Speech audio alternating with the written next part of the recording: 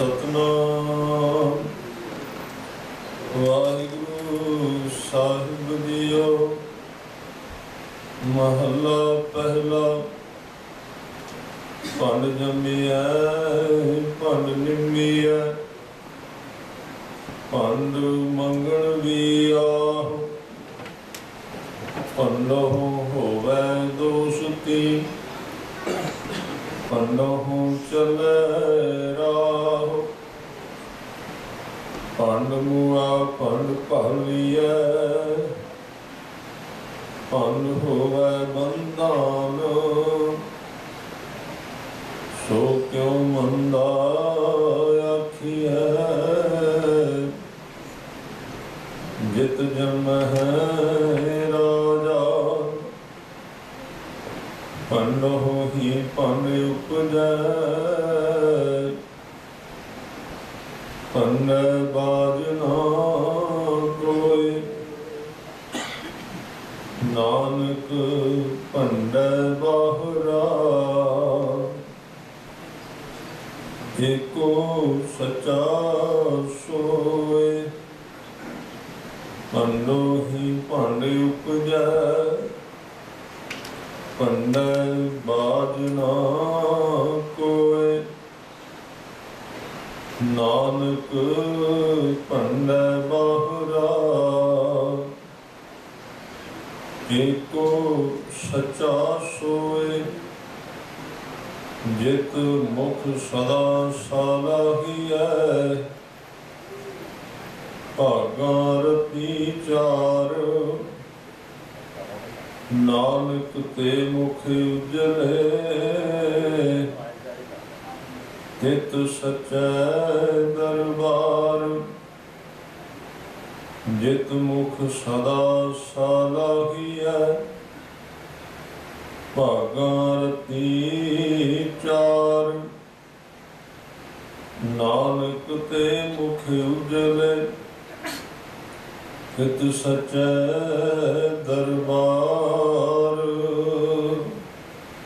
वाहिगुरु जी का खालसा वाहिगुरु जी की फतेह। सतगुरु गुरुदेव पातशाह श्री गुरु ग्रंथ साहिब जी की पावन हजूरी में जुड़ बैठे गुरु सवारे सत्संगी जनों, आप जी बड़ भागी हो सतगुरां दे दरबार में पहुँच के जीवन दी अमोलक घड़ियां नूं गुरु दर के लेखे में चला रहे। सतगुरां ने कृपा की शरीर तौर पर आप संगत विच आए हाँ। हुण अगला कारज है ध्यान नूं गुरु शब्द विच लाउणा। उहदे विच भी सतगुरु आप सहाय होण जुड़ सकीए। सारे शब्द जुड़न वास्ते हैं क्योंकि टुटण नाल ही पाप हुंदा है। सारे अपराध जुड़न नाल सारे पाप खत्म हो जाते। जिवें लाइट दे जगाउंदियां ही सब कुछ दिसदा है और लाइट ना होवे ते सब कुछ दुखदाई बन जाता, ठेडे लगते। इस तरह नाम एक चानन है, लाइट वर्गा है जीवन विच, उहदे तो बिना अंधेरा है। ये तो सिर्फ बाहरों दिसदा संसार इन्हां अखां नाल, अंदरों नहीं कुछ पता लगेगा, अपना आप भी नहीं दिसेगा। तो उस दीवे को क्या है नाम। सतगुरु ने अज दे श्लोक अंदर भंड शब्द कई बार किया है। भंड के अर्थ ने स्त्री, क्योंकि संसार दे विच हर एक चीज का उपयोग भी है, दुरुपयोग भी है। कुछ जदों अवगुण पैदा होंदे ने किसी चीज विच, किसी जमात विच, ਤਾਂ ਉਹਨਾਂ ਔਗਣਾ ਕਰਕੇ ਆਮ ਤੌਰ ਤੇ ਸਾਰੀ ਜਮਾਤ ਨੂੰ ਸੰਸਾਰ ਵਿੱਚ ਦੋਸ਼ੀ ਸਮਝਿਆ ਜਾਂਦਾ ਹੈ। ਕਿਸੇ ਵੀ ਸੰਸਥਾ ਵਿੱਚ, ਕਿਸੇ ਵੀ ਫਿਰਕੇ ਵਿੱਚ, ਕਿਸੇ ਵੀ ਤਬਕੇ ਵਿੱਚ। ਇਸੇ ਤਰ੍ਹਾਂ ਇਸਤਰੀ ਨਾਲ ਹੋਇਆ, ਕਿਉਂਕਿ ਇਸਤਰੀ ਦੇ ਗੁਣ ਨੇ ਸਹਿਨਸ਼ੀਲਤਾ, ਝਾਕੇ ਵਿੱਚ ਰਹਿਣਾ, ਹਯਾ ਵਿੱਚ ਰਹਿਣਾ। ਇਸਤਰੀ ਉਹੀ ਹੈ ਜਿਹਦੇ ਵਿੱਚ ਇਹ ਗੁਣ ਹਨ, ਉਹਨੂੰ ਇਸਤਰੀ ਕਿਹਾ ਜਾ ਸਕਦਾ ਹੈ। ਜਿਹੜੀ ਇਸਤਰੀ ਵਿੱਚ ਝਾਕਾ ਤੇ ਹਯਾ ਨਹੀਂ, ਉਹ ਇਸਤਰੀ ਕਿਵੇਂ ਹੈ? ਉਹਦੇ ਤੇ ਇਸਤਰੀ ਮਰ ਗਈ, ਅੰਦਰੋਂ ਪੁਰਸ਼ ਬਣ ਗਈ। ਉਹ ਪੁਰਸ਼ ਵਿੱਚ ਇਹ ਗੁਣ ਨਹੀਂ, ਉਹ ਹਮਲਾਵਰ ਹੈ, ਉਹ ਦਬਾਉਂਦਾ ਹੈ। ਇਸਤਰੀ ਦਾ ਸ਼ਿੰਗਾਰ ਹੈ ਝੁਕਣਾ, ਨਰਮ ਰਹਿਣਾ, ਮਿੱਠ ਬੋਲੜੇ ਹੋਣਾ, ਔਰ ਜਿਹੜਾ ਅੰਦਰ ਹੈ ਸ਼ੁੱਧ ਰੱਖਣਾ। ਇਹ ਉਹਦੇ ਗੁਣ ਪਰਮਾਤਮਾ ਨੇ ਜਿਉਂ ਦੀ ਇਸਤਰੀ ਬਣਾਈ ਉਹਦੇ ਵਿੱਚ ਪਾਏ ਨੇ। ਸਹਿਨਸ਼ੀਲਤਾ ਵੀ ਪਾਈ ਹੈ। ਕੁਦਰਤੀ ਤੌਰ ਤੇ ਇਹ ਗੁਣ ਜਦੋਂ ਚਲੇ ਗਏ ਵਿੱਚੋਂ, ਪਰ ਉਪਕਾਰ ਇਹ ਨਾ ਰਿਹਾ, ਸਹਿਨਸ਼ੀਲਤਾ ਨਾ ਰਹੀ, ਔਰ ਇੱਕ ਪਤੀ ਤੇ ਭਰੋਸਾ ਨਾ ਰਿਹਾ, ਤੇ ਅਵਗੁਣ ਆਏ। ਇਸਤਰੀ ਨਾਮ ਤੋਂ ਖਾਲੀ ਹੋ ਗਈ, ਪਰਮਾਤਮਾ ਦੀ ਯਾਦ ਤੋਂ। ਤਾਂ ਉਹਦੇ ਅਵਗੁਣਾਂ ਨੂੰ ਵੇਖ ਕੇ ਪੰਡਤ ਲੋਕਾਂ ਨੇ ਸਾਰੀ ਇਸਤਰੀ ਜਮਾਤ ਨੂੰ ਨਿੰਦਣਾ ਸ਼ੁਰੂ ਕਰ ਦਿੱਤਾ। ਇਹਦੇ ਪਾਪ ਹੈ, ਇਹਦੇ ਵਿੱਚ ਤੇ ਅਪਰਾਧ ਹੈ। ਇਹਦੇ ਕਰਕੇ ਤੇ ਸੰਸਾਰ ਦੇ ਵਿੱਚ ਇਹ ਵਾਸ਼ਨਾ ਪੈਦਾ ਹੁੰਦੀ ਹੈ। ਇਸਤਰੀ ਕਰਕੇ ਤਾਂ ਸੰਸਾਰ ਦੇ ਅੰਦਰ ਉਪਦਰਵ ਹੁੰਦੇ ਨੇ, ਪਰ ਉਹਦਾ ਇੱਕ ਕਾਰਨ ਸੀ ਕਿ ਇਸਤਰੀ ਨਹੀਂ ਸੀ ਰਹੀ, ਉਹਨੇ ਆਪਣੇ ਗੁਣ ਗਵਾ ਦਿੱਤੇ ਸੀ। ਗੁਰੂ ਗ੍ਰੰਥ ਸਾਹਿਬ ਪਾਤਸ਼ਾਹ ਵਿੱਚ ਦੋਵੇਂ ਪ੍ਰਕਾਰ ਦੀਆਂ ਗੱਲਾਂ ਮਿਲਦੀਆਂ ਨੇ। ਕਈ ਵਾਰੀ ਆਪਾਂ ਇਹ ਸ਼ਬਦ ਉਹ ਲੋਕ ਵਰਤਦੇ ਨੇ ਕਿ ਸੋ ਕਿਉ ਮੰਦਾ ਆਖੀਐ ਜਿਤ ਜੰਮੈ ਰਾਜਾਨ। ਜਿਹੜੀਆਂ ਇਸਤਰੀਆਂ ਨਹੀਂ ਰਹੀਆਂ, ਉਹ ਆਪਣੇ ਉੱਤੇ ਲਾਉਂਦੀਆਂ ਵੀ ਸਾਡੇ ਤੋਂ ਰਾਜੇ ਪੈਦਾ ਹੋਏ, ਸਾਡੇ ਤੋਂ ਭਗਤ ਪੈਦਾ ਹੋਏ ਨੇ, ਸਾਡੇ ਤੋਂ ਅਵਤਾਰਾਂ ਜਨਮ ਲਿਆ ਹੈ। ਪਰ ਕਦੀ ਇਹ ਨਹੀਂ ਪੁੱਛਿਆ ਵੀ ਗੁਰੂ ਗ੍ਰੰਥ ਸਾਹਿਬ ਨੇ ਇਸਤਰੀ ਦੀ ਵਿਆਖਿਆ ਕੀ ਕੀਤੀ ਹੈ, ਕਿਵੇਂ ਦੀ ਹੋਣੀ ਚਾਹੀਦੀ। ਇਹ ਵੀ ਤਾਂ ਗੁਰੂ ਗ੍ਰੰਥ ਸਾਹਿਬ ਨੇ ਕਿਹਾ ਕਿ ਜਿਹੇ ਕੁਲ ਪੂਤ ਨਾ ਗਿਆਨ ਵਿਚਾਰੀ, ਵਿਧਵਾ ਕਸ ਨਾ ਭਈ ਮਹਤਾਰੀ। ਇਹ ਵੀ ਇਸਤਰੀ ਵਾਸਤੇ ਹੈ, ਤੇ ਦੂਜਾ ਸ਼ਬਦ ਵੀ ਇਸਤਰੀ ਵਾਸਤੇ ਹੈ ਕਿ ਤਿੰਨ ਧਨ ਜਣੇ ਦੀ ਮਾਂ ਆਏ ਸਫਲ ਸੇ। ਉਹ ਮਾਂ ਪੂਜਨ ਯੋਗ ਹੈ, ਉਹ ਬੱਚੀ ਪੂਜਨ ਯੋਗ ਹੈ, ਜਿਹੜੀ ਇਸਤਰੀ ਬਣ ਕੇ ਰਹੀ ਹੈ ਇਸ ਧਰਤੀ ਤੇ, ਹਯਾ ਵਿੱਚ ਰਹੀ ਹੈ, ਝਾਕੇ ਵਿੱਚ ਰਹੀ ਹੈ, ਝੁਕਾਅ ਵਿੱਚ ਰਹੀ ਹੈ। ਤਾਂ ਜਿਹਦੇ ਵਿੱਚ ਇਹ ਗੁਣ ਖਤਮ ਹੋ ਗਏ, ਉਹ ਕਿਵੇਂ ਆਪਣੇ ਉੱਤੇ ਲਾਗੂ ਕਰ ਸਕਦੀ ਕਿ ਮੇਰੇ ਬਾਰੇ ਗੁਰੂ ਨੇ ਕਿਹਾ ਵੀ ਇਸਤਰੀ ਬਹੁਤ ਉੱਚੀ ਹੈ, ਇਹਨੂੰ ਭੰਡਣਾ ਨਹੀਂ ਚਾਹੀਦਾ, ਜਦੋਂ ਇਸਤਰੀ ਦਾ ਗੁਣ ਹੀ ਉਸਨੇ ਗਵਾ ਦਿੱਤਾ ਵਿੱਚੋਂ। ਫਿਰ ਉਹ ਨਹੀਂ ਕਹਿ ਸਕਦੀ, ਉਹਨੂੰ ਨਹੀਂ ਕਿਹਾ ਕਿਤੇ ਵੀ, ਉਹਦੀ ਕਿਤੇ ਵਡਿਆਈ ਨਹੀਂ ਕੀਤੀ, ਸਗੋਂ ਇਹ ਸ਼ਬਦ ਕਹਿ ਦਿੱਤੇ ਰੰਨਾ ਹੋਈਆਂ ਬੋਧੀਆਂ,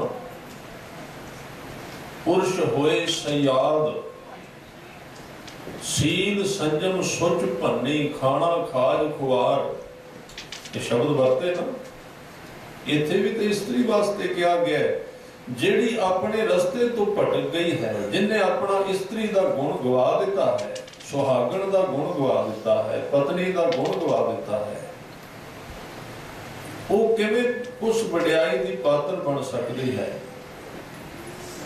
ਤਾਂ ਇਹ ਵੀ ਸ਼ਬਦ ਕਿਹਾ ਜਿਹਦੇ ਵਿੱਚ ਬਚਨ ਕੀਤੇ ਨੇ ਕਿ ਜਿਹੇ ਕੁਲ, ਜਿਹੜੀ ਕੁਲ ਦੇ ਵਿੱਚ ਇਸਤਰੀ ਨੇ ਐਸੇ ਕਿਸੇ ਇੱਕ ਵੀ ਪੁੱਤਰ ਨੂੰ ਜਨਮ ਨਹੀਂ ਦਿੱਤਾ ਜਿਹਦੇ ਵਿੱਚ ਦੋ ਚੀਜ਼ਾਂ ਨਹੀਂ ਆਈਆਂ, ਗਿਆਨ ਔਰ ਵਿਚਾਰ। ਇਕੱਠੀਆਂ ਨੇ ਦੋਵੇਂ ਚੀਜ਼ਾਂ। ਗਿਆਨ ਦੇ ਅਰਥ ਨੇ ਬੋਧ, ਸੰਬੰਧ। ਜਿਵੇਂ ਮੈਂ ਉਦਾਹਰਨ ਦਿਆਂ, ਤੁਹਾਡਾ ਗਿਆਨ, ਤੁਹਾਡਾ ਬੋਧ ਕਿਹਦੇ ਨਾਲ ਹੈ? ਇਹ ਤੁਸੀਂ ਜਾਣ ਸਕਦੇ ਹੋ ਵੀ ਇਸ ਵਕਤ ਤੁਸੀਂ ਕਿਹਦੇ ਨਾਲ ਜੁੜੇ ਹੋਏ। ਇਸ ਸ਼ਬਦ ਨਾਲ ਵੀ ਹੋ ਸਕਦਾ ਹੈ ਬੋਧ ਗਿਆਨ ਤੁਹਾਡਾ, ਤੁਹਾਡੀ ਗੱਡੀ ਨਾਲ ਵੀ ਹੋ ਸਕਦਾ ਹੈ, ਤੁਹਾਡੇ ਘਰ ਨਾਲ ਵੀ ਹੋ ਸਕਦਾ ਹੈ, ਤੁਹਾਡੇ ਦਫ਼ਤਰ ਨਾਲ ਵੀ। ਉਹਨੂੰ ਕਹਿੰਦੇ ਗਿਆਨ। ਮੈਂ ਇਹਦੇ ਉੱਤੇ ਬਹੁਤ ਯਤਨ ਕਰ ਰਿਹਾ ਕਿ ਗਿਆਨ ਦੇ ਅਰਥ ਕਲੀਅਰ ਕੀਤੇ ਜਾਣ ਸੰਗਤ ਵਿੱਚ, ਕਿਉਂਕਿ ਬੜੇ ਗਿਆਨ ਦੇ ਅਰਥ ਪ੍ਰਚਾਰੇ ਗਏ ਨੇ ਜੋ ਉਹ ਗਿਆਨ ਨਾਲ ਸੰਬੰਧਿਤ ਨਹੀਂ ਹਨ। ਗਿਆਨ ਕਹਿ ਦਿੱਤਾ ਗਿਆ ਕਿ ਤੁਸੀਂ ਗੱਲਾਂ ਨੂੰ ਰਿਕਾਰਡ ਕਰੋ, ਦਿਮਾਗ ਵਿੱਚ ਇਕੱਠੀਆਂ ਕਰੋ, ਫਿਰ ਤੁਸੀਂ ਜਿੱਥੇ 4 ਆਦਮੀ ਬੈਠਣ ਉੱਥੇ ਭਿੜੋ, ਇੱਕ ਦੂਜੇ ਨੂੰ ਸਿੰਗ ਮਾਰੋ, ਚਿੰਝਾ ਮਾਰੋ। ਇਹਨੂੰ ਕਹਿ ਦਿੱਤਾ ਗਿਆ ਗਿਆਨ। ਉਹ ਫਿਰ ਇੱਕ ਦੂਜੇ ਨੂੰ ਹਰਾਉਂਦੇ ਨੇ। ਲੋਕ ਕਹਿੰਦੇ ਨੇ ਮੈਂ ਫਲਾਣੇ ਨੂੰ ਹਰਾ ਦਿੱਤਾ ਹੈ। ਮੈਂ ਗਿਆ ਸੀ, ਪਿਛਲਿਆਂ ਦੀ ਫੱਟੀ ਪੋਚ ਦਿੱਤੀ ਹੈ ਸਾਰਿਆਂ ਦੀ। ਉਹਨਾਂ ਨੇ ਜੋ ਕੁਝ ਕਿਹਾ ਸੀ ਉਹ ਕੁਝ ਵੀ ਨਹੀਂ ਸੀ ਜੋ ਮੈਂ ਕਹਿ ਕੇ ਆਇਆ। ਉਹ ਸਾਰੇ ਨੀਵੇਂ ਰਹਿ ਗਏ ਨੇ। ਔਰ ਉਸ ਗੁਰੂ ਦੀ ਹਜ਼ੂਰੀ ਵਿੱਚ ਇਹ ਕਿਹਾ ਜਾਂਦਾ ਹੈ ਜਿਸ ਨੇ ਭਿੜਨ ਵਾਲਿਆਂ ਨੂੰ ਕਿਹਾ ਸੀ ਤੁਸੀਂ ਆਪਣਾ ਜੀਵਨ ਬਰਬਾਦ ਕਰ ਲਿਆ, ਤੁਸੀਂ ਗਿਆਨ ਦਾ ਸਹਾਰਾ ਲੈ ਕੇ ਆਪਣੇ ਹੰਕਾਰ ਦੀ ਲੜਾਈ ਲੜ ਰਹੇ ਹੋ, ਇੱਕ ਦੂਜੇ ਨੂੰ ਨੀਵਾਂ ਦਿਖਾ ਰਹੇ। ਇਹ ਗਿਆਨ ਦੇ ਅਰਥ ਨਹੀਂ ਹੋ ਸਕਦੇ। ਗਿਆਨ ਦੇ ਅਰਥ ਨੇ ਆਪਣੇ ਆਪ ਨੂੰ ਵੇਖਣਾ ਤੇ ਆਪਣੇ ਰੱਬ ਨੂੰ ਵੇਖਣ ਦਾ ਯਤਨ ਕਰਨਾ, ਉਹਦੇ ਨਾਲ ਸੰਬੰਧ ਜੋੜਨਾ, ਜਾਗ ਪੈਣਾ, ਹੋਸ਼ ਆ ਜਾਣੀ। ਤਾਂ ਜਿਨ੍ਹਾਂ ਨੇ ਇਸ ਗਿਆਨ ਨੂੰ ਕਮਾਇਆ ਹੈ ਔਰ ਜਿਨ੍ਹਾਂ ਵਿੱਚ ਨਹੀਂ ਆਇਆ, ਕਹਿਣ ਲੱਗੇ ਜਿਹੇ ਕੁਲ ਪੂਤ ਨਾ ਗਿਆਨ ਵਿਚਾਰਿਆ ਹੀ ਨਹੀਂ। ਕਬੀਰ ਸਾਹਿਬ ਨੇ ਭਾਵੇਂ ਕਈ ਲੋਕਾਂ ਨੂੰ ਵਰ ਦਿੱਤਾ ਹੋਵੇਗਾ, ਜਿਹੜੇ ਮਹਾਂਪੁਰਸ਼ ਜਾਂ ਰੱਬ ਦੇ ਪਿਆਰੇ ਭਗਤ ਜਨ ਨੇ, ਸੰਤ ਜਨ, ਗੁਰਮੁਖ ਨੇ, ਉਹ ਤਾਂ ਸੰਸਾਰ ਵਾਸਤੇ ਅਰਦਾਸ ਕਰਦੇ ਰਹਿੰਦੇ ਵੀ ਸੁੱਖ ਮਿਲੇ, ਪਰਉਪਕਾਰ ਹੈ, ਜਿੰਦਾ ਰਹਿਣ ਲੋਕ, ਕਿਸੇ ਦੀ ਮੌਤ ਨਾ ਹੋਵੇ। ਭਾਵੇਂ ਕਿ ਇਹ ਨਹੀਂ ਹੁੰਦਾ, ਪਰ ਉਹਨਾਂ ਦੀ ਇੱਕ ਅਸੀਸ ਤਾਂ ਜ਼ਰੂਰ ਹੁੰਦੀ ਕਿ ਤੇਰਾ ਪਤੀ ਸਦਾ ਜਿਉਂਦਾ ਰਹੇ, ਸਦਾ ਸੁਹਾਗਣ ਰਵੇ। ਪਰ ਇਸ ਤਰ੍ਹਾਂ ਭਾਵੇਂ ਨਹੀਂ ਹੁੰਦਾ, ਪਰ ਉਸੇ ਹੀ ਭਗਤ ਨੂੰ, ਉਸ ਗੁਰੂ ਰਾਮਦਾਸ ਜੀ ਨੂੰ ਜਿਹੜੇ ਕਹਿੰਦੇ ਵੀ ਸੰਸਾਰ ਸੁਖੀ ਰਹੇ, ਉਹਨਾਂ ਨੂੰ ਕਹਿਣਾ ਪੈ ਗਿਆ ਇਹ ਪਤੀ ਮਰ ਜਾਂਦਾ ਠੀਕ ਸੀ ਇਹਦੇ ਜਨਮ ਲੈਣ ਤੋਂ ਪਹਿਲਾਂ। ਵਿਧਵਾ ਕਛ ਨਾ ਭਈ ਮਹਤਾਰੀ। ਵਿਧਵਾ ਦੇ ਅਰਥ ਨੇ ਪਤੀ। ਇਹਦਾ ਮਤਲਬ ਹੈ ਕਿ ਜਿਸ ਮਨੁੱਖ ਨੇ ਇਸ ਧਰਤੀ ਤੇ ਆ ਕੇ ਅਕਾਲ ਪੁਰਖ ਨਾਲ ਸਾਂਝ ਨਹੀਂ ਪਾਈ, ਕਬੀਰ ਸਾਹਿਬ ਕਹਿੰਦੇ ਨੇ ਉਹਦੀ ਮਾਂ ਦਾ ਪਤੀ ਉਹਦੇ ਜਨਮ ਦੀ ਪ੍ਰਕਿਰਿਆ ਤੋਂ ਪਹਿਲਾਂ ਮਰਨਾ ਚਾਹੀਦਾ ਸੀ, ਬੜਾ ਜ਼ਰੂਰੀ ਸੀ, ਤਾਂ ਕਿ ਉਹ ਇੱਕ ਲਾਸ਼ ਨੂੰ ਸੰਸਾਰ ਵਿੱਚ ਨਾ ਭੇਜਦੀ, ਤਾਂ ਕਿ ਇੱਕ ਮਰੇ ਹੋਏ ਆਦਮੀ ਨੂੰ ਜਨਮ ਨਾ ਦਿੰਦੀ, ਜਿਹੜਾ ਸਿਰਫ ਮਸ਼ੀਨ ਵਾਂਗ ਤੁਰਦਾ ਸੀ, ਜਿਉਂਦਾ ਨਹੀਂ ਸੀ। ਵਿਧਵਾ ਕਛ ਨਾ ਭਈ ਮਹਤਾਰੀ। ਅੱਗੇ ਫਿਰ ਇੱਕ ਹੋਰ ਬਚਨ ਕਿਹਾ, ਕਹਿਣ ਲੱਗੇ ਚਲੋ ਜੇ ਜਿੰਦਾ ਵੀ ਰਹਿ ਗਿਆ ਪਤੀ ਕੋਈ ਗੱਲ ਨਹੀਂ। ਇੱਕ ਹੋਰ ਅੱਗੇ ਗੱਲ ਕਹੀ, ਮੁੱਚ ਮੁੱਚ ਗਰਭ ਗਏ ਕੀਨ ਬਚਿਆ। ਕਹਿੰਦੇ ਕਈ ਬੱਚੇ ਐਸੇ ਜਿਹੜੇ ਜਨਮ ਤੋਂ ਪਹਿਲਾਂ 10 ਮਹੀਨੇ ਤੋਂ ਪਹਿਲਾਂ ਡਿੱਗ ਪੈਂਦੇ ਨੇ, ਉਹਨਾਂ ਦੀ ਮੌਤ ਹੋ ਜਾਂਦੀ, ਵਿੱਚ ਹੀ ਉਹ ਗਿਰ ਜਾਂਦੇ। ਮੁੱਚ ਮੁੱਚ ਗਰਭ ਗਏ, ਗਰਭ ਵਿੱਚ ਗਲ ਜਾਂਦੇ, ਮਰ ਜਾਂਦੇ ਨੇ ਜਨਮ ਤੋਂ ਪਹਿਲਾਂ। ਕਹਿੰਦੇ ਇਹ ਆਦਮੀ ਕਿਉਂ ਬਚ ਗਿਆ ਜਿਹਨੇ ਨਾਮ ਨਹੀਂ ਜਪਿਆ? ਇਹ ਜਨਮ ਤੋਂ ਪਹਿਲਾਂ ਕਿਤੇ ਅੱਧ ਵਿੱਚ ਮਰਦਾ ਚੰਗਾ ਸੀ। ਮੁੱਚ ਮੁੱਚ ਗਰਭ ਗਏ ਕੀਨ ਬਚਿਆ। ਕੀਨ ਦਾ ਅਰਥ ਇਹ ਕਿਉਂ ਬਚਿਆ ਜਿਹਨੇ ਇੱਥੇ ਆ ਕੇ ਨਹੀਂ ਜਪਿਆ? ਵੇਖੋ ਕਿੰਨੇ ਸਖਤ ਸ਼ਬਦ। ਕਹਿੰਦੇ ਹੁਣ ਇਹਨੇ ਜਨਮ ਤਾਂ ਲੈ ਲਿਆ। ਅਗਲੀ ਪੰਕਤੀ ਹੈ, ਕਹਿੰਦੇ ਵੱਡ ਕੁਝ ਰੂਪ ਜੀਵੇ ਜਗ ਮੱਝਿਆ। ਹੁਣ ਇਹ ਜੀਵੇਗਾ ਜ਼ਰੂਰ, ਪਰ ਬੁੱਢ ਕੁਝ ਦਾ ਅਰਥ ਹੈ ਪਿੰਗਲਾ ਹੋ ਕੇ ਜੀਵੇਗਾ। ਇਹਦੇ ਅੰਗ ਪੂਰੇ ਨਹੀਂ, ਇਹਦੇ ਹੱਥ ਪੈਰ ਨਹੀਂ ਹਨ, ਪਿੰਗਲੇ ਦੀ ਤਰ੍ਹਾਂ ਜੀਵਨ ਨੂੰ ਘਸੀਟੇਗਾ। ਇਹ ਠੀਕ ਤਰ੍ਹਾਂ ਜੀ ਨਹੀਂ ਸਕੇਗਾ। ਇਹਦੇ ਵਿੱਚ ਹੰਕਾਰ ਦਾ ਪੋਲੀਆ ਹੋਵੇਗਾ, ਇਹ ਅੰਦਰੋਂ ਮਰਿਆ ਹੋਵੇਗਾ, ਪੂਰੀ ਤਰ੍ਹਾਂ ਠੀਕ ਨਹੀਂ ਹੋਵੇਗਾ। ਇਹ ਬਾਣੀ ਦਾ, ਕਬੀਰ ਜੀ ਦਾ ਸ਼ਬਦ ਹੈ। ਤੁਸੀਂ ਆਪਣੇ ਕੰਪਿਊਟਰ ਵਿੱਚੋਂ ਕਿਸੇ ਵੀ ਇੱਕ ਤੁਕ ਨੂੰ ਕੱਢ ਕੇ ਸਾਰਾ ਪੜ੍ਹ ਲੈਣਾ ਵੀ ਇਹਦੇ ਅਰਥ ਇਸੇ ਤਰ੍ਹਾਂ ਹੀ ਨੇ।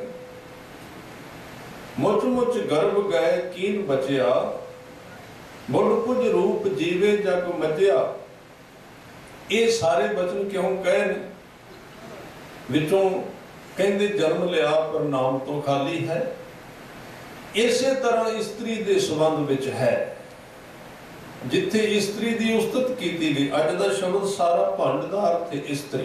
ਗੁਰੂ ਸਾਹਿਬ ਇਹ ਸਪੋਰਟ ਵਿੱਚ ਬੋਲ ਰਹੇ ਨੇ ਇਸਤਰੀ। ਕਿਹੜੀ ਇਸਤਰੀ? ਜਿਹੜੀ ਇਸਤਰੀ ਹੈ, ਜਿਹੜੀ ਦੇਵੀ ਹੈ, ਜਿਹਦੇ ਵਿੱਚ ਇਸਤਰੀ ਵਾਲੇ ਗੁਣ ਹਨ। ਤੇ ਜੇ ਉਹ ਇਸਤਰੀ ਗੁਰਦੁਆਰੇ ਵਿੱਚ ਵੀ ਨੰਗੇ ਸਿਰ ਫਿਰ ਰਹੀ ਹੈ, ਗੁਰੂ ਗ੍ਰੰਥ ਸਾਹਿਬ ਨੂੰ ਪੁੱਛ ਲੈਣਾ ਵੀ ਉਹਦੇ ਬਾਰੇ ਕੀ ਕਹਿ ਰਹੇ।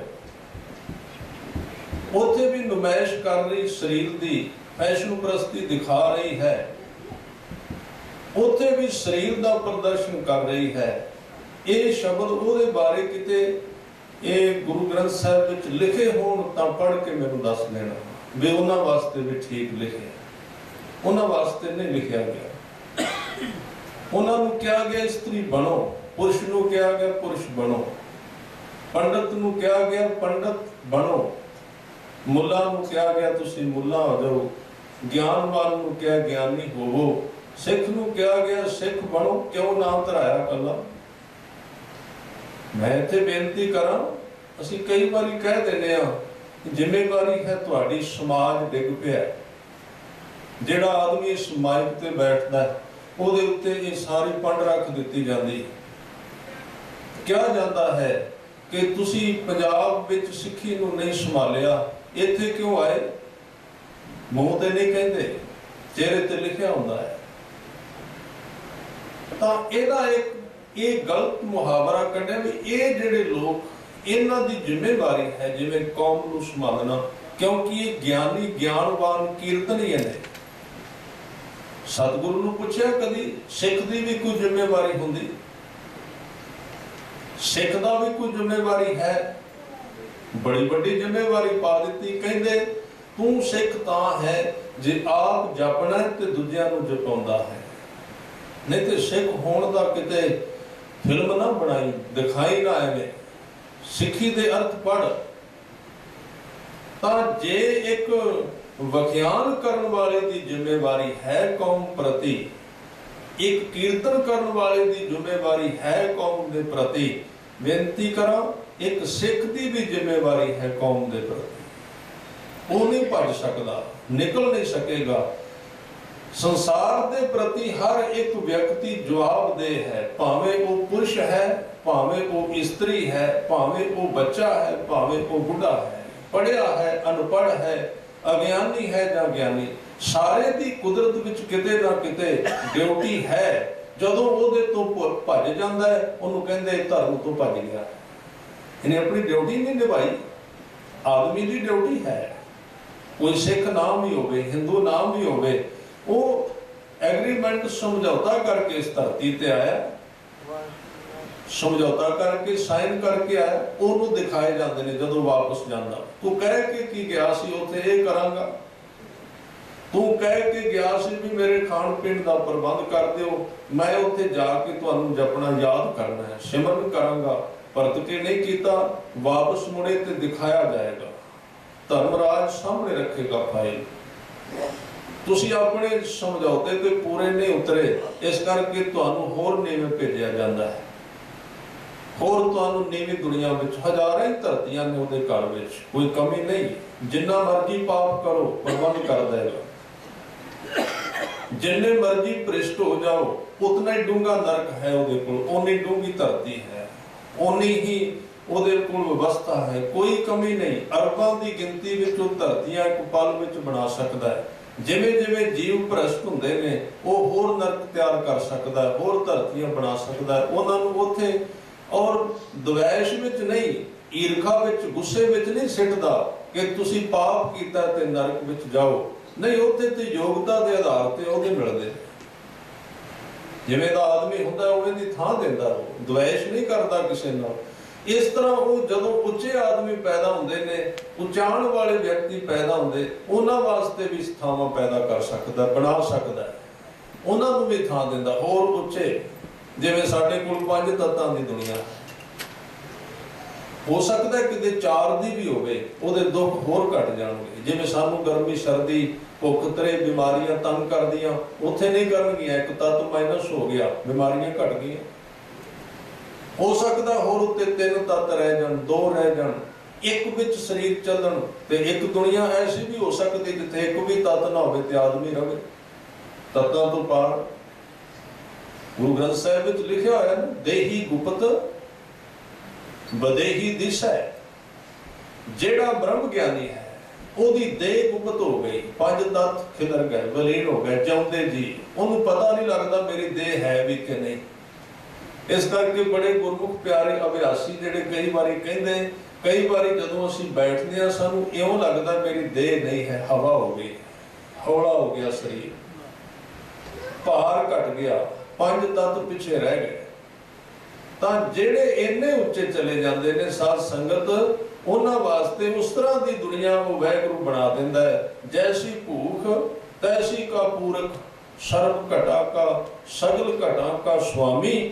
ਇਸ ਕਰਕੇ ਕਹਿੰਦੇ ਨੇ ਕਿ ਅੱਜ ਦੇ ਸ਼ਬਦ ਵਿੱਚ ਬਚਨ ਕੀਤੇ ਨੇ, ਇਸਤਰੀ ਦੇ ਗੁਣ ਨੇ ਲੱਜਾ, ਉਹਦੀ ਵਡਿਆਈ ਕੀਤੀ ਵੀ ਸੋ ਕਿਉਂ ਮੰਦਾ ਆਖੀ। ਉਹਨੂੰ ਕਿਉਂ ਮਾੜਾ ਕਹਿੰਦੇ? ਜਿਹਦੇ ਵਿੱਚ ਇੰਨਾ ਪਿਆਰ ਹੈ, ਜਿਹਦੇ ਕੋਲ ਇੰਨਾ ਹਿਰਦਾ ਹੈ, ਜਿਹਦੇ ਕੋਲ ਇੰਨੀ ਸ਼ਰਧਾ ਹੈ, ਜਿਹਦੇ ਵਿੱਚ ਇਤਨਾ ਸਾਧ ਸੰਗਤ, ਉਹਦੇ ਵਿੱਚ ਬੰਦੇ ਵਿੱਚ ਤਾਂ ਇੰਨਾ ਸਬਰ ਨਹੀਂ ਜਿੰਨਾ ਇਸਤਰੀ ਵਿੱਚ ਪਰਮਾਤਮਾ ਨੇ ਪਾਇਆ ਹੈ।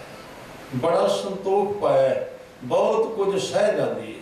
ਤੁਸੀਂ ਸੁਣਿਆ ਹੋਵੇਗਾ ਕਿਸੇ ਪਤੀ ਨੇ ਆਪਣੀ ਪਤਨੀ ਨੂੰ ਗੁੱਸੇ ਵਿੱਚ ਆ ਕੇ ਕਹਿ ਦਿੱਤਾ ਸੀ, ਤੂੰ ਸਾਰਾ ਦਿਨ ਕਰਦੀ ਕੀ?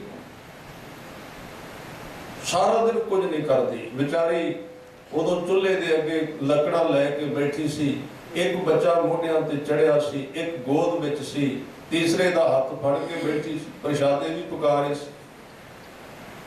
ਉਹਨੇ ਕ੍ਰੋਧ ਵਿੱਚ ਕਿਹਾ, ਤੂੰ ਕੀ ਕਰਨੀ? ਕੁਝ ਵੀ ਨਹੀਂ। ਗੱਲ ਇੱਥੋਂ ਤੱਕ ਵੱਧ ਗਈ, ਕਹਿਣ ਲੱਗੇ ਇਹ ਸਮਝੌਤਾ ਹੋ ਗਿਆ, ਕੰਮ ਬਦਲ ਕੇ ਦੇਖ ਲਈਏ, ਬਦਲੀ ਕਰ ਲਈਏ। ਤੁਸੀਂ ਹਲ ਵਾਉਂਦੇ ਹੋ ਤਾਂ ਮੈਂ ਬੱਚੇ ਸੰਭਾਲਦੀ ਹਾਂ। ਮੈਂ ਸਿਰਫ ਇਸਤਰੀ ਦਾ ਇੱਕ ਗੁਣ ਧੀਰਜ, ਟਿਕਾਅ ਬਹੁਤ ਗਹਿਰਾ ਹੈ, ਔਰ ਇਹੀ ਗੁਣ ਉਸ ਨੂੰ ਪਰਮਾਤਮਾ ਦੇ ਨੇੜੇ ਲੈ ਕੇ ਜਾਣ ਵਿੱਚ ਅਤੀ ਸਹਾਇਕ ਹੁੰਦਾ ਹੈ, ਉਹਦੀ ਸਹਾਇਤਾ ਕਰਦਾ ਹੈ। ਤਾਂ ਇਹ ਸਮਝੌਤਾ ਹੋ ਗਿਆ। ਤਾਂ ਉੱਥੇ ਤੇ 3-4 ਕੰਮ ਸਨ। ਇੱਕ ਤਾਂ ਬਲਦਾਂ ਨੂੰ ਪੱਠੇ ਪਾਉਣੇ, ਕੋਈ ਕੰਮ ਨਹੀਂ, ਬਰੀਕ ਮੋਟਾ ਕੰਮ ਹੈ, ਚੁੱਕੋ ਤੇ ਸਿੱਟ ਦਿਓਗੇ। ਜੂੜਾ ਪੰਜਾਲੀ ਪਾਉਣਾ ਹੈ, ਹਲ ਵਾਹੁਣਾ ਹੈ। 2-4 ਦਿਨ ਵਿੱਚ ਉਹ ਸਿੱਖ ਗਈ। ਉਹਨੇ ਕਿਹਾ ਅੱਜ ਤੋਂ ਅਗਲੀ 1 ਤਰੀਕ ਤੋਂ ਕੰਮ ਬਦਲ ਜਾਣਗੇ, ਮੈਂ ਖੇਤ ਦਾ ਕੰਮ ਕਰਾਂਗੀ, ਤੁਸੀਂ ਬੱਚੇ ਸੰਭਾਲਣੇ ਤੇ ਆਉਂਦਿਆਂ ਨੂੰ ਰੋਟੀ ਪਾਣੀ ਤਿਆਰ ਕਰਨਾ। ਕੰਮ ਤੈਅ ਹੋ ਗਿਆ। ਉਹਨੇ ਤਾਂ ਆਪਣੇ ਕੰਮ ਕਰ ਲਿਆ ਇਸਤਰੀ ਨੇ, ਪਰ ਜਿਹੜੇ ਸਰਦਾਰ ਸਾਹਿਬ ਸਨ ਉਹਨਾਂ ਨੇ ਜਦੋਂ ਚੁੱਲ੍ਹ ਸ਼ੁਰੂ ਕੀਤੀ, ਇੱਧਰੋਂ ਬਾਰਿਸ਼ ਆ ਗਈ, ਲੱਕੜਾਂ ਭਿੱਜ ਗਈਆਂ, ਅੱਗ ਨਹੀਂ ਬਲਦੀ। ਫੂਕ ਨੇ ਲੈ ਕੇ ਉਹਦੇ ਵਿੱਚ ਫੂਕ ਮਾਰਦੇ ਨੇ, ਪਿੱਛੋਂ ਬੱਚਾ ਆ ਗਿਆ, ਹੱਥ ਵਿੱਚ ਬੇਲਣਾ ਹੈ, ਚੱਕਲਾ ਹੈ, ਉਧਰੋਂ ਅੱਗ ਨਹੀਂ ਬਲਦੀ, ਧੂਆਂ ਨਿਕਲਦਾ ਹੈ, ਉਹ ਅੱਖਾਂ ਵਿੱਚ ਪੈਂਦਾ। ਹੁਣ ਉੱਥੇ ਸਹਿਣਸ਼ੀਲਤਾ ਕਿੱਥੇ ਆਵੇ ਆਦਮੀ ਕੋਲ? ਧੀਰਜ ਕਿਵੇਂ ਹੋਵੇ ਕਿ ਸਹਿ ਸਕੇ? ਬੱਚੇ ਨੇ ਪਿੱਛੋਂ ਹੱਥ ਲਾਇਆ, ਆ ਕੇ ਮਾਂ ਦਾ ਹਿੜਿਆ ਸੀ, ਉਹਨੇ ਬੇਦਨਾ ਮਾਰਿਆ, ਪਿੱਛੇ ਡੇਗ ਦਿੱਤਾ, ਉਹ ਵਿਚਾਰਾ ਕੋਨੇ ਤੇ ਹੋ ਗਿਆ, ਇਕੱਠਾ ਹੋ ਗਿਆ। ਫਿਰ ਇਸਤਰੀ ਜਿੰਨੇ ਚਿਰ ਨੂੰ ਬਾਹਰੋਂ ਆਈ ਤਾਂ ਉਸ ਪਤੀ ਪਰਮੇਸ਼ਰ ਨੇ ਫੂਕਾਂ ਮਾਰ ਮਾਰ ਕੇ, ਸਵਾਹ ਉਡਾ ਉਡਾ ਕੇ ਸਾਰਾ ਚਿਹਰਾ ਭਰ ਲਿਆ, ਪਹਿਚਾਨ ਨਹੀਂ ਆਉਂਦੀ। ਉਹ ਬਾਹਰੋਂ ਆਈ, ਉਹਨੇ ਵੇਖਿਆ ਵੀ ਇਹ ਕੋਈ ਹੋਰ ਆਦਮੀ, ਮੇਰਾ ਪਤੀ ਕਿੱਧਰ ਗਿਆ? ਬਾਹਰ ਖੜੀ ਹੋ ਗਈ। ਉਹਨੇ ਅੰਦਰੋਂ ਆਵਾਜ਼ ਦਿੱਤੀ ਵੀ ਅੰਦਰ ਆ ਕੇ ਸੰਭਾਲੋ ਆਪਣਾ ਕੰਮ। ਤਾਂ ਉਸਨੇ ਕਿਹਾ ਤੁਸੀਂ ਕੌਣ ਹੋ? ਕਹਿਣ ਲੱਗੇ ਕੌਣ? ਸਾਰੀ ਉਮਰ 20 ਸਾਲ ਹੋ ਗਏ ਇਕੱਠੇ ਰਹਿੰਦੇ। ਕਹਿਣ ਲੱਗੇ ਨਹੀਂ, ਇਹ ਤੁਸੀਂ ਉਹ ਤੇ ਨੇ ਜਿਹੜੇ 20 ਸਾਲ ਦੇ ਨਾਲ ਰਹੇ। ਸਾਰਾ ਚਿਹਰਾ ਸਵਾਹ ਨਾਲ ਕਾਲਾ ਹੋਇਆ ਪਿਆ, ਕੱਪੜੇ ਕਾਲੇ ਹੋ ਗਏ, ਸਮਾਨ ਖਿੰਦਰਿਆ ਹੋਇਆ, ਕੁਝ ਵੀ। ਤਾਂ ਫਿਰ ਉਹ समझौता कहण तो भाव की है, एक बहुत बड़ा गुण जिहड़ा जिन्हों फरीद साहब ने कहा खवण गुण श्लोक आउंदा है। इस्त्री का गुण कहा गया कि कवण सो अखर कवण गुण कवण सो मणिया मंत कवण सो बेसो हों करी जित बस आवे कंत। फिर 3-4 गुण दसे, कह लगे निमन सो अखर। इस्त्री का गुण है निवे रहना, यही ओदा श्रृंगार है। निमन सो अखर, खवण गुण, खवण के अर्थ ने चीज़ों को सहारी जाना, चीज़ों को सहारी जाना। ये अर्थ गुलामी नहीं, एक प्यार की दुनिया है, अपने अपने हिस्से आया है। सहनशीलता, सह जाना ते बहुत बड़ा गुण है, इसलिए कहते खवण गुण सहारना। जेवा मणिया मंत ए त्रै भैणे वेश कर तां बस आवे कंत। ये इस्त्री दे गुण जदों किसी भगत विच भी पैदा हो जाते हैं। सच ये है जदों कोई व्यक्ति अपने जीवन विच इस मार्ग ते कामयाब होंदा है तो उसका सुभाव इस्त्री वाला हो जाता है। गुरु ग्रंथ साहिब के शब्द पढ़ो, बड़े शब्द इस तरह के ने, आवो भैणे गल मिलै अंक सहेलड़ियां मिलके करें कहानियां समरथ कंत कियां। साचे साहिब सब गुण अवगुण सब असां जाए पुछो सुहागणी तुसी राविया किन्नी गुणी। कहते जाके सुहागणी का अर्थ की मैं कह रहा सी कि जदों जदों कोई अपने अंदर नाम की कमाई करता है, उसदा अंदर वो जिहड़ा आकड़ वाला सुभाव है पुरुष का वो मिटता जाता, इस्त्री होता जाता। इस्त्री वर्गा सुभाव शरीर ते मनुख दे रहेगा, अंदर वो सारे गुण आ जाते हैं, वो स्थिति पैदा हो जाती जिन्हों कहा गया है कि सुहागण वाली स्थिति है। जाए पुछो सुहागणी, ते गुरु साहब ने हुक्म दिता, गुरु ग्रंथ साहब जी ने कहते सुहागणा नूं पुछ ये मार्ग किवें दा है। उन्होंने हटाया तेनू दस देणगियां, रस्ता दिखा देणगी। जाए पुछो सुहागणी तुसी राविया किन्नी गुणी, तुसा किहड़े गुणा द्वारा वाहिगुरू नूं राविया खुश कीता है। ते कह लगे उन्हें कहण दी बजाय वेख लिया सहज संतोख शिंगारियां, मिठा बोलनी सहज सी उन्हां कोल, संतोख सी उन्हां कोल, सबर सी, धीरज सी उन्हां दे कोल, ते उन्हां दे बोल बड़े मिठे सन, बड़ा उन्हां दे कोल धीरज सी। इस तरह के गुण उन्हां दे विच सन जिन्हां करके उन्हां नूं प्राप्ति हो गई। तो स्त्री के गुण होने अंदर ये बड़े जरूरी ने। अज स्त्री ने स्त्री के गुण गवा दिते ने, पुरुष ने पुरुष वाले गुण गवा दिते हैं। स्त्री के गुण सन धीरज, टिकाव, अंदर की सहनशीलता, हया, पर्दे विच रहना, झुक के रहना, अपना आप ना जनाना, ये सारे गुण सन। तां ही किते कलगियां वाले पातशाह ने एक बार भरे दीवान में कहा सी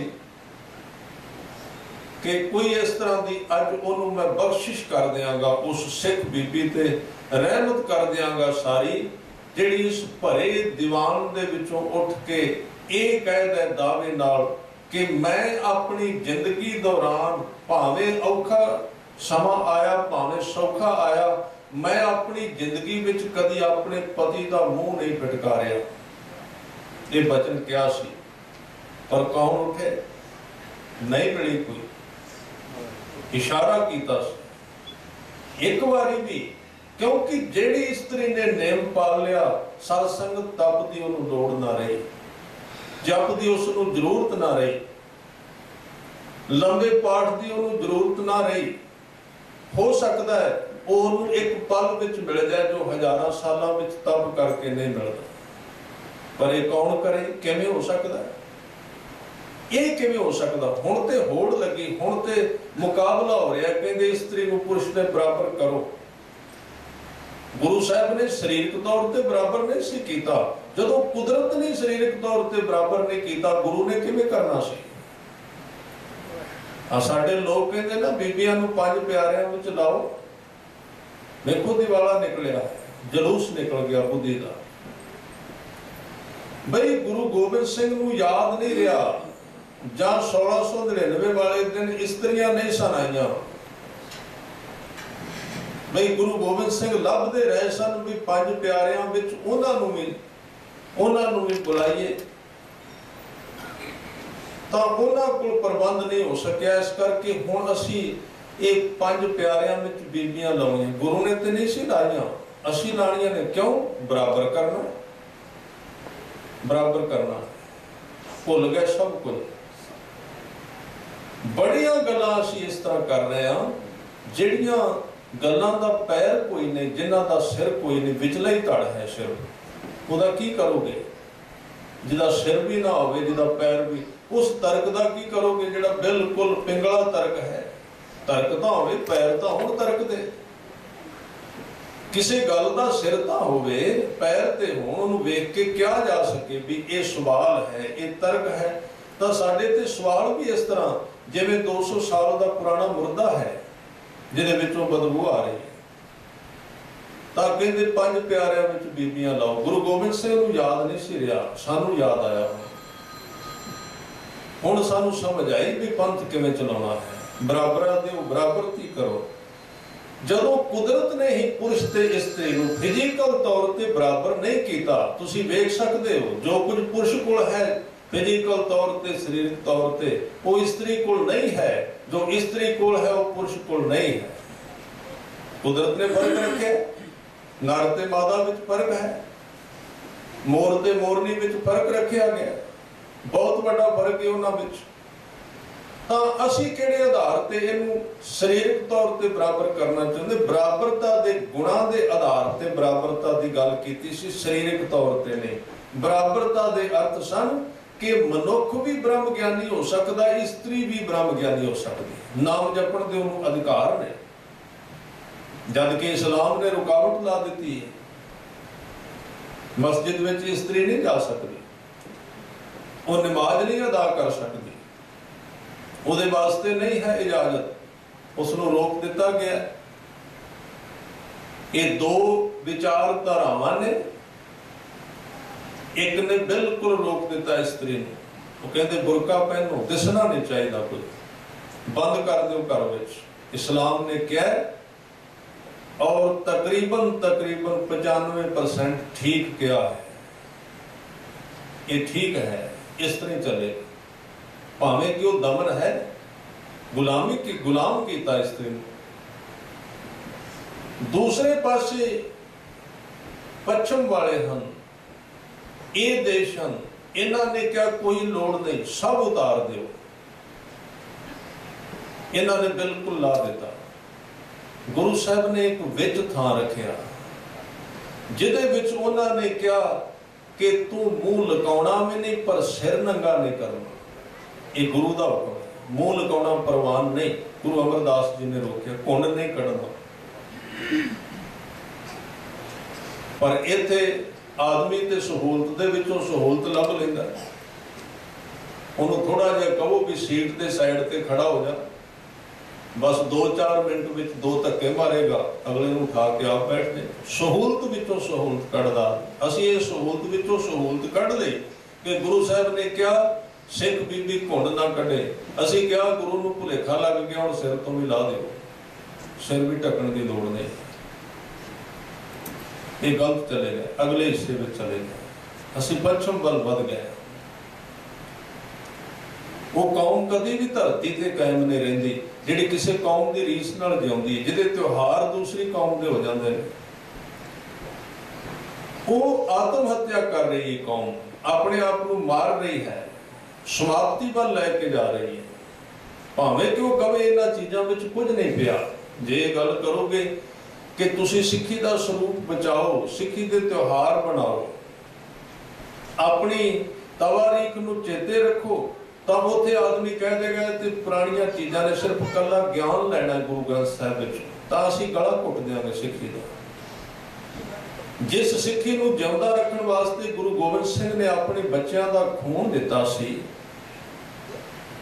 ਸਭ ਕੁਝ ਦੇ ਦਿੱਤਾ ਸੀ, ਉਸੇ ਸਿੱਖੀ ਦਾ ਅਸੀਂ ਗਲਾ ਘੁੱਟ ਦਿਆਂਗੇ ਇਸ ਢੰਗ ਦੇ ਨਾਲ ਕਿ ਸਾਨੂੰ ਸਰੂਪ ਨਹੀਂ ਚਾਹੀਦਾ, ਅਸੀਂ ਵੈਸੇ ਗਿਆਨ ਹਾਸਲ ਕਰ ਲਵਾਂਗੇ, ਸਿੱਖ ਤਾਂ ਵੈਸੇ ਵੀ ਰਿਹਾ ਜਾ ਸਕਦਾ ਕਹਿੰਦੇ, ਤਾਂ ਅਸੀਂ ਉਹਦੇ ਕਾਤਲ ਹੋ ਜਾਵਾਂਗੇ, ਉਸ ਸਿੱਖੀ ਦੇ ਗੁਨਾਹਗਾਰ ਹੋਵਾਂਗੇ। ਅਸੀਂ ਉਹਨੂੰ ਤੋੜ ਦਿੱਤਾ ਹੈ। ਅਸੀਂ ਬਾਬਾ ਅਜੀਤ ਸਿੰਘ ਉਹਨਾਂ ਦੀਆਂ ਸ਼ਹਾਦਤਾਂ ਨੂੰ ਤੋੜਿਆ। ਤਾਂ ਇਹ ਦੋ ਚੀਜ਼ਾਂ ਸਨ। ਇਸਲਾਮ ਨੇ ਬਿਲਕੁਲ ਹੀ ਦਬਾ ਦਿੱਤਾ ਤੇ ਇਧਰ ਪੱਛਮ ਨੇ ਬਿਲਕੁਲ ਹੀ ਖੁੱਲਾ ਕਰ ਦਿੱਤਾ। ਗੁਰੂ ਸਾਹਿਬ ਨੇ ਸਾਨੂੰ ਵਿੱਚ ਰੱਖਿਆ ਸੀ, ਕਹਿੰਦੇ ਖੁੱਲੇ ਵੀ ਨਹੀਂ ਹੋਣਾ, ਦਬਾਉਣਾ ਵੀ ਨਹੀਂ। ਪਰ ਆਦਮੀ ਨੂੰ ਇਸ ਤਰ੍ਹਾਂ ਦੀ ਸਮਝ ਚੰਗੀ ਨਹੀਂ ਲੱਗਦੀ, ਇਸ ਕਰਕੇ ਜਿੰਨਾ ਚਿਰ ਇਸਤਰੀ ਪੁਰਸ਼ ਆਪਣੇ ਨਿਯਮ ਵਿੱਚ ਦਬਾਏ ਰਹਿੰਦੇ ਨੇ ਠੀਕ ਰਹਿੰਦੇ ਨੇ। ਥੋੜੀ ਜਿਹੀ ਖੁੱਲ ਮਿਲਦੀ ਤੁਸੀਂ ਦੇਖ ਹੀ ਲੈਂਦੇ ਹੋ। ਤਾਂ ਜਿਹੜੀ ਇਸਤਰੀ ਦੀ ਵਿਆਖਿਆ ਅੱਜ ਗੁਰੂ ਨਾਨਕ ਦੇਵ ਕਰ ਰਹੇ ਨੇ ਉਹ ਕਿਵੇਂ ਦੀ ਹੈ, ਉਹਦਾ ਅਰਥ ਕਰ ਰਹੇ ਨੇ। ਕਹਿੰਦੇ ਉਹ ਇਸਤਰੀ ਹੈ। ਉਹਦੇ ਬਾਰੇ ਦੋ ਪੰਕਤੀਆਂ ਇਸ ਬਾਣੀ ਵਿੱਚ ਕਹੀਆਂ ਗਈਆਂ ਨੇ। ਕਹਿੰਦੇ ਨੇ ਕਿ ਜਿਤ ਮੁਖ ਸਦਾ ਸਲਾਹੀ ਹੈ, ਉਹ ਇਸਤਰੀ ਜਿਸ ਦੇ ਮੂੰਹ ਤੋਂ ਸਦਾ ਸਿਫਤ ਸਲਾਹ ਉਚਾਰੀ ਜਾ ਰਹੀ ਹੈ। ਉਹ ਵਾਹਿਗੁਰੂ ਦੀ ਉਸਤਤ ਕਰ ਰਹੀ ਹੈ, ਬਾਣੀ ਪੜ੍ਹ ਰਹੀ ਹੈ, ਨਾਮ ਪੜ੍ਹ ਰਹੀ, ਜਪ ਰਹੀ ਹੈ, ਸੇਵਾ ਕਰ ਰਹੀ ਹੈ। ਜਿਤ ਮੁਖ ਜਿਸ ਦੇ ਮੂੰਹ ਤੋਂ ਸਦਾ ਸਲਾਹੀ ਹੈ। ਇਸ ਤਰ੍ਹਾਂ ਦੀਆਂ ਸਿੱਖ ਬੀਬੀਆਂ ਹੋਈਆਂ ਨੇ ਜਿਨ੍ਹਾਂ ਦੀ ਰਸਨਾ ਕਦੀ ਬਾਣੀ ਤੋਂ ਖਾਲੀ ਨਹੀਂ ਸੀ ਰਹਿੰਦੀ। ਸਦਾ ਉਹਨਾਂ ਦੀ ਰਸਨਾ ਨਾਮ ਵਿੱਚ ਹਿਲਦੀ ਰਹਿੰਦੀ ਸੀ, ਜਿਨ੍ਹਾਂ ਨੇ ਸਿੱਖੀ ਨੂੰ ਪਾਲਿਆ ਔਰ ਉਹਨਾਂ ਨੇ ਦਿਸ਼ਾ ਬਦਲ ਦਿੱਤੀ, ਸਮਾਜ ਦੀ ਜਿਉਂਦਾ ਕਰ ਦਿੱਤਾ। ਮਾਈ ਭਾਗੋ ਨੂੰ ਵੇਖੋ, ਜਿਹੜੇ ਲੋਕ ਗੁਰੂ ਨੂੰ ਬੇਦਾਵਾ ਲਿਖ ਕੇ ਦੇ ਗਏ, ਉਹਨਾਂ ਨੂੰ ਕਿਸ ਨੇ ਮੋੜਿਆ ਸੀ, ਕਿਸ ਨੇ ਵਾਪਸ ਕੀਤਾ ਸੀ, ਕਿਹਨੇ ਬਚਾਇਆ ਸੀ? ਮਾਈ ਭਾਗੋ ਨੇ। ਉਹ ਵੀ ਇਸਤਰੀ ਸੀ ਜਿਹਨੇ ਵਾਪਸ ਕਰ ਦਿੱਤਾ। ਇਸ ਕਰਕੇ ਜਦੋਂ ਵੀ ਇਸ ਸਮਾਜ ਨੂੰ ਗੁਰੂ ਨਾਲ ਜੋੜਿਆ, ਇਸਤਰੀ ਨੇ ਜੋੜਿਆ। ਮੈਂ ਬੇਨਤੀ ਕਰਦਿਆਂ ਜਦੋਂ ਤੋੜਿਆ ਉਦੋਂ ਵੀ ਇਸਤਰੀ ਨੇ ਤੋੜਿਆ। ਉਹ ਜ਼ਿੰਮੇਵਾਰ ਪੂਰੀ ਤਰ੍ਹਾਂ। ਟੁੱਟਣ ਦਾ ਕਾਰਨ ਇਹ ਹੈ, ਇਹਦੇ ਸਾਫ਼-ਸਾਫ਼ ਸਬੂਤ ਨੇ ਕਿ ਸਿੱਖ ਨੌਜਵਾਨ ਕੇਸ ਕਤਲ ਕਿਉਂ ਕਰਾਉਂਦੇ ਨੇ। ਇਹਦੇ ਸਾਫ਼-ਸਾਫ਼ ਸਬੂਤ ਨੇ। ਇਹਨਾਂ ਵਿੱਚੋਂ 90% ਦੇ ਨੌਜਵਾਨ ਕੇਸ ਤਾਂ ਕਟਾਉਂਦੇ ਨੇ, ਲੜਕੀਆਂ ਮਜਬੂਰ ਕਰਦੀਆਂ ਹਨ ਕੇਸ ਕਟਾਓ। ਇਹ ਇੱਕ ਬੜਾ ਕੌੜਾ ਸੱਚ। ਜਦੋਂ ਜੋੜਿਆ ਉਦੋਂ ਵੀ ਇਸਤਰੀ ਨੇ, ਜਦੋਂ ਭ੍ਰਸ਼ਟ ਕੀਤਾ ਉਦੋਂ ਇਸਤਰੀ ਨੇ ਕੀਤਾ। ਭਾਵੇਂ ਕਿ ਪੁਰਸ਼ ਵੀ ਏਡਾ ਵੱਡਾ ਧਾਰਮਿਕ ਹੈ ਨਹੀਂ, ਇਹ ਜਿਵੇਂ ਕਹਿ ਰਿਹਾ ਵੀ ਉਹ ਦੇਵਤਾ ਹੈ, ਉਹ ਵੀ ਤਾਂ ਆਖਰ ਇਸੇ ਸਮਾਜ ਦੀ ਕਾਢ ਹੈ, ਇਥੋਂ ਦੀ ਉਤਪਤੀ ਹੈ। ਉਹਦੇ ਵਿੱਚ ਕੀ ਆ ਜਾਏਗਾ? ਪਰ ਇਹ ਸਭ ਕੁਝ ਦੀ ਜੜ ਵਿੱਚ ਬਹੁਤ ਕੁਝ ਬੈਠਾ ਹੋਇਆ। ਤਾਂ ਮਾਈ ਭਾਗੋ ਨੇ ਜੋੜ ਦਿੱਤਾ। ਕਹਿਣ ਲੱਗੇ ਉਹਨੂੰ ਮਾੜਾ ਕਿਵੇਂ ਕਹੋਗੇ? ਜਿਤ ਮੁਖ ਸਦਾ ਸਲਾਹੀ ਹੈ, ਜਿਹਦੇ ਮੂੰਹ ਤੋਂ ਸਦਾ ਸਿਫਤ ਸਲਾਹ ਨਿਕਲਦੀ, ਵਾਹਿਗੁਰੂ ਦੀ, ਅਕਾਲ ਪੁਰਖ ਦੀ। ਭਾਗਾਂ ਰਤੀ, ਐਸੀ ਇਸਤਰੀ ਭਾਗਾਂ ਦੇ ਵਿੱਚ ਰੰਗੀ ਹੋਈ ਹੈ, ਭਾਗਾਂ ਨਾਲ ਭਰੀ ਹੋਈ। ਚਾਰ ਦੇ ਅਰਥ ਨੇ ਸੁੰਦਰ ਹੈ, ਉਹਦੇ ਅੰਦਰ ਸੁੰਦਰਤਾ ਹੈ। ਉਹਨੂੰ ਬਾਹਰਲੀ ਸੁੰਦਰਤਾ ਦੀ ਜ਼ਰੂਰਤ ਨਹੀਂ, ਕਿਉਂਕਿ ਅੰਦਰੋਂ ਸੁੰਦਰ ਹੈ, ਬਾਹਰੋਂ ਸੁੰਦਰ ਹੈ। ਭਾਗਾਂ ਰਤੀ ਚਾਰ, ਨਾਨਕ ਤੇ ਮੁਖ ਉਜਲੇ। ਐਸੀਆਂ ਇਸਤਰੀਆਂ ਦੇ ਮੂੰਹ ਉਜਲੇ ਹਨ, ਜਗਦੇ ਹਨ, ਨੂਰ ਹੈ ਉਹਨਾਂ ਦੇ ਚਿਹਰੇ ਤੇ, ਖਿੱਚ ਹੈ ਉਹਨਾਂ ਦੇ ਵਿੱਚ, ਨਾਮ ਵਸਦਾ। ਨਾਨਕ ਤੇ ਮੁਖ ਉਜਲੇ, ਤਿਤ ਸੱਚਾ ਦਰਬਾਰ। ਉਸ ਸੱਚੇ ਦਰਬਾਰ ਵਿੱਚ ਉਹਨਾਂ ਦੇ ਮੁਖ ਉਜਲੇ ਨੇ। ਇਹ ਪਿਛਲੀਆਂ ਪੰਕਤੀਆਂ ਨੇ। ਮੈਂ ਆਰੰਭ ਤੋਂ ਅਰਥ ਕਰਦਿਆਂ ਐਸੀ ਇਸਤਰੀ ਬਾਰੇ ਕਹਿ ਰਹੇ ਨੇ, ਭੰਡ ਜੰਮੀਐ। ਭੰਡ ਦੇ ਅਰਥ ਨੇ ਇਸਤਰੀ। ਇਸਤਰੀ ਦੇ ਰਾਹੀਂ ਜਗਤ ਪੈਦਾ ਹੁੰਦਾ, ਉਹ ਦੁਆਰ ਹੈ, ਉਹਦੇ ਰਾਹੀਂ ਮਨੁੱਖ ਪੈਦਾ ਹੁੰਦਾ। ਭੰਡ ਨਿਮੀਐ, ਉਹਦੇ ਰਾਹੀਂ ਜਨਮ ਲੈਂਦਾ। ਭੰਡ ਮੰਗਣ, ਵਿਆਹੋ, ਇਹ ਸਾਰੀਆਂ ਚੀਜ਼ਾਂ ਖੋਲ ਕੇ ਕਹੀਆਂ, ਉਹਨਾਂ ਦੇ ਰਾਹੀਂ ਮੰਗਣੀ ਔਰ ਵਿਆਹ ਹੁੰਦਾ। ਇਹਦੇ ਅਰਥ ਇਹ ਬਣਦਾ। ਭੰਡੋ ਹੋਵੇ ਦੋਸਤੀ, ਭੰਡੋ ਚੱਲੇ ਰਾਹ। ਫਿਰ ਉਸ ਪਤੀ ਤੇ ਪਤਨੀ ਦੀ ਦੋਸਤੀ ਦਾ ਅਰਥ ਹੁੰਦਾ ਦੋ ਸਤੀ, ਯਾਨੀ ਕਿ ਜੋੜ, ਦੋਵਾਂ ਦਾ ਆਪਸੀ ਸਨੇਹ। ਇੱਥੇ ਦੋਸਤੀ ਦੇ ਅਰਥ ਆ ਦੋਸਤੀ ਨਹੀਂ ਹੁਣ ਪੱਛਮ ਵਾਲੀ ਜਿਹੜੀ, ਇਹਦੇ ਅਰਥ ਇਹ ਨਹੀਂ ਕੀਤੇ ਜਾ ਸਕਦੇ। ਦੋਸਤੀ ਦਾ ਅਰਥ ਹੈ ਸੰਬੰਧ, ਪਤੀ ਤੇ ਪਤਨੀ ਦੀ ਮਿੱਤਰਤਾ। ਕਲਗੀਆਂ ਵਾਲੇ ਨੇ ਕਿਹਾ, ਨਿਜ ਨਾਰੀ ਕੈ ਸੰਗ ਨੇ ਤੁਮ ਨਿਤ ਬੜਾਈਓ। ਹੁਕਮ ਕੀਤਾ ਹੈ, ਪਿਆਰ ਚਾਹੀਦਾ। ਭੰਡੋ ਚੱਲੇ ਰਾਹੋਂ, ਅੱਗੇ ਰਾਹ ਚੱਲਦਾ, ਸੰਸਾਰ ਦੀ ਉਤਪਤੀ ਹੁੰਦੀ ਹੈ। ਭੰਡ ਬੂਆ ਭੰਡ ਭਾਲੀ ਹੈ। ਇਹਦੇ ਵਿੱਚ ਇੱਕ ਨਵਾਂ ਸਿਧਾਂਤ ਦਿੱਤਾ ਹੈ, ਕਿਉਂਕਿ ਪੁਰਾਣੇ ਸਮੇਂ ਵਿੱਚ ਜੇ ਪਤੀ ਮਰਦਾ ਸੀ, ਇਸਤਰੀ ਸ਼ਾਦੀ ਨਹੀਂ ਸੀ ਕਰਾ ਸਕਦੀ, ਪਰ ਗੁਰਮਤਿ ਵਿੱਚ ਇਜਾਜ਼ਤ ਦਿੱਤੀ ਗਈ, ਜੇ ਲੋੜ ਪਵੇ ਤਾਂ ਇਸਤਰੀ ਪਤੀ ਦੇ ਜਾਣ ਤੋਂ ਬਾਅਦ ਆਪਣੀ ਮਰਜ਼ੀ ਅਨੁਸਾਰ ਉਹ ਸ਼ਾਦੀ ਕਰਾ ਸਕਦੀ, ਔਰ ਆਦਮੀ ਵੀ ਕਰਾ ਸਕਦਾ। ਇਹ ਸ਼ਬਦ ਤਾਂ ਵਰਤੇ ਨੇ, ਭੰਡ ਮੂਆ ਭੰਡ ਭਾਲੀ ਹੈ, ਖੋਜ ਕੀਤੀ ਜਾ ਸਕਦੀ ਹੈ। ਭੰਡ ਹੋਵੇ ਬੰਧਾਨ, ਕਿਉਂਕਿ ਇਸਤਰੀ ਤੇ ਪਤੀ ਦਾ ਜਿਹੜਾ ਗ੍ਰਸਤੀ ਜੀਵਨ ਹੈ ਉਹ ਇੱਕ ਬੰਧਾਨ ਯਾਨੀ ਕਿ ਨਿਯਮ ਵਿੱਚ ਆ ਜਾਂਦਾ ਹੈ। ਸੋ ਕਿਉ ਮੰਦਾ ਆਖੀਐ ਜਿਤ ਜੰਮੈ ਰਾਜਾਨ, ਉਸ ਇਸਤਰੀ ਨੂੰ ਮਾੜਾ ਕਿਉਂ ਕਹੀਏ ਜਿਹਦੇ ਤੋਂ ਰਾਜੇ ਮਹਾਰਾਜੇ ਅਵਤਾਰ ਗੁਰੂ ਪੈਗੰਬਰ ਉਹਨਾਂ ਨੇ ਜਨਮ ਲਿਆ। ਭੰਡੋ ਹੀ ਭੰਡ ਉਪਜੈ। ਫਿਰ ਇਸਤਰੀ ਨੂੰ ਸਮਝਾ ਰਹੇ ਨੇ ਵੀ ਤੂੰ ਖੁਦ ਹੀ ਇਸਤਰੀ ਦੇ ਖਿਲਾਫ ਹੋ ਗਈ। ਵੇਖੋ ਇਹ ਸ਼ਬਦ ਵਰਤਿਆ, ਕਿਉਂਕਿ ਅੱਜ ਦਾ ਜਿਹੜਾ ਅਨੁਪਾਤ ਹੈ, ਜਿਹੜੀ ਪਰਸੈਂਟੇਜ ਹੈ ਕਿ ਬੱਚੀਆਂ ਨੂੰ ਮਾਰਿਆ ਜਾਂਦਾ ਹੈ ਜਨਮ ਲੈਣ ਤੋਂ ਪਹਿਲਾਂ, ਉਹਦੇ ਵਿੱਚ ਇਹ ਲੱਭਿਆ ਗਿਆ ਹੈ ਕਿ ਉਹਨਾਂ ਨੂੰ ਮਾਰਨ ਵਿੱਚ 80% ਹਿੱਸਾ ਇਸਤਰੀਆਂ ਦਾ ਹੀ ਹੈ, ਮਨੁੱਖਾਂ ਦਾ ਨਹੀਂ। ਉਹ ਤਿਆਰੀ ਰੱਖਦੀਆਂ ਨੇ ਪਹਿਲੇ, ਇਹ ਬੱਚੀ ਜਨਮ ਲੈਣ ਵਾਲੀ, ਪਹਿਲਾਂ ਇਸ ਨੂੰ ਖਤਮ ਕਰ ਦਿੱਤਾ ਜਾਏ। ਉਹ ਆਪ ਹੀ ਬੱਚੀ ਹੀ, ਮਾਵਾਂ ਹੀ ਬੱਚੀਆਂ ਦੀਆਂ ਦੁਸ਼ਮਣ ਹਨ, ਉਹ ਹੀ ਕਰਦੀਆਂ ਨੇ ਪ੍ਰਬੰਧ ਸਾਰਾ। ਪੁਰਸ਼ ਥੋੜਾ ਜਿਹਾ ਉਸ ਤੋਂ ਪਿੱਛੇ ਆਉਂਦਾ ਹੈ। ਇਸ ਕਰਕੇ ਕਹਿੰਦੇ ਭੰਡੋ ਹੀ ਭੰਡ ਉਪਜੈ, ਭੰਡੈ ਬਾਜ ਨਾ ਕੋਏ। ਕੋਈ ਵੀ ਸਰੀਰ ਧਾਰੀ ਇਸਤਰੀ ਤੋਂ ਬਿਨਾਂ ਇੱਥੇ ਪੈਦਾ ਨਹੀਂ ਹੋਇਆ। ਨਾਨਕ ਭੰਡੈ ਬਾਹਰਾ ਏਕੋ ਸੱਚਾ ਸੋਏ। ਇਸਤਰੀ ਤੋਂ ਬਾਹਰਾ ਸਿਰਫ ਇੱਕੋ ਵਾਹਿਗੁਰੂ ਅਕਾਲ ਪੁਰਖ, ਉਹਦੇ ਵਿੱਚ ਇਹ ਦੋਵੇਂ ਗੁਣ ਨੇ, ਇਸਤਰੀ ਤੇ ਪੁਰਸ਼ ਦੇ। ਸੋ ਆਓ ਕੁਝ ਸਮਾਂ ਹੁਣ ਆਪਾਂ ਸ਼ਬਦ ਨਾਲ ਸਾਂਝ ਪਾਵਾਂਗੇ। ਗੁਰੂ ਸਾਹਿਬ ਨੇ ਇਹਦੇ ਵਿੱਚ ਆਪਣੇ ਸਿਧਾਂਤ ਪ੍ਰਗਟ ਕੀਤੇ ਨੇ। ਸਾਰਿਆਂ ਨੇ ਇਕਾਗਰਚਿਤ ਹੋ ਕੇ ਸਤਿਗੁਰਾਂ ਦੇ ਸ਼ਬਦ ਨਾਲ ਸਾਂਝ ਪਾਉਣੀ ਹੈ ਗੁਰੂ ਕੀ ਹਜ਼ੂਰੀ ਵਿੱਚ। ਬੜੇ ਪਿਆਰ ਮਨ ਨੂੰ ਖਾਲੀ ਕਰਕੇ ਸ਼ਬਦ ਵਿੱਚ ਬੋਲਣ ਦਾ ਯਤਨ ਕਰਨਾ ਹੈ। ਵਾਹਿਗੁਰੂ ਵਾਹਿਗੁਰੂ ਵਾਹਿਗੁਰੂ।